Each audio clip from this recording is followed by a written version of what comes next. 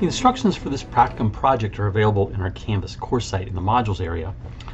In this project, I want to give you some practice doing data casting. So getting input from text boxes, casting that from the string text property to integers and double values and variables, doing some calculations, and then displaying that information back out in text boxes, so we're converting it back to a string.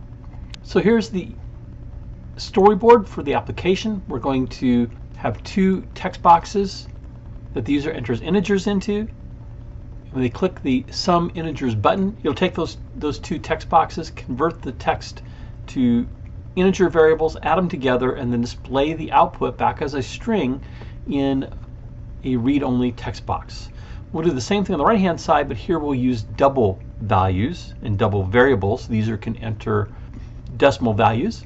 And then finally, we have a button here at the bottom where we're going to take the value of math.py and cast it to a single variable and display that value as opposed to a double value as a double variable. We'll create the GUI interface. I give you a tip on the code here for the first one. And then here's what the output should look like. So if we add 18 and 53 together, we get 71, 47.35, and 39.18, we get 86.53. And here you see the 7-digit precision of a single value versus the 15-digit of a double value. Let me run this and you can actually see it work. I'm in Visual Studio. Let me run my project. And so default values here of 12 and 37. If I add those together, we get 49. Here I have 12.6 and 37.15. We get 49.75. And then here is the single precision of pi versus the double precision of pi. The decimal precision would actually give us 29 digits rather than the 15 here of the double. I'm going to suggest you pause the video here and try this on your own. If you struggle, come back and I'll show you my code review in the second half of this video. Here's my interface for this project. On the form, I set the text to data casting demo, and my size is 599 by 394. I just dragged that visually after I created the controls and placed them where I wanted. Most of these are labels with just text, but we have some text boxes. So this is txt integer 1. I set the text align to the right, gave it a value of 12. Txt integer 2, again, text align to the right, value of 37. Button named btn sum integers. A text box named txt integer sum, and this one I set the value of read only to true. That's what's kind of grayed out here. It restricts the user from changing anything in this text box. Over here on the right hand side, text box named txt11, txt22. Again, the values there are 12.6 and 37.15 that I put in as my defaults and aligned those to the right. You can use whatever values you like. You don't have to use mine. And then a button named btn sum doubles.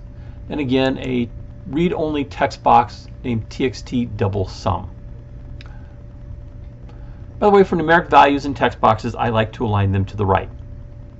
We have a button named btn precision demo, which will take math.py, cast it as a single value, and display that here in this box of txt_pi single.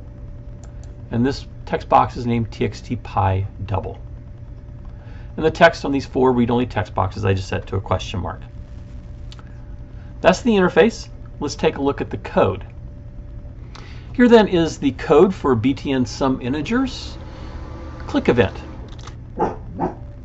I have 3 variables, a, b, and c, that I'm declaring as integers. Now these aren't necessarily meaningful names, but this is a very short little program, so a, b, and c work just fine. And you think in terms of a math problem or an algebra problem, a, b, and c would be common.